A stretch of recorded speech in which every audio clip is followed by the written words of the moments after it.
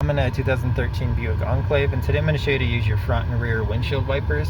So for the front, this is the stick basically to toggle, so this will adjust the speeds. As you can see, it's going fast now. And then when you want it slower, just turn this back to the off or a lower spot. And then for the rear, there's a button here that'll turn it on. So pushing it down makes it spray, and then this just makes it go, and then in the middle is off. So when I push that top button, you can see it spin, and then the bottom one, it's spraying the liquid, and then in the middle setting, it's just going to turn off again. Just all with this connection of these buttons here. But I hope this was helpful, and hope you have a wonderful day.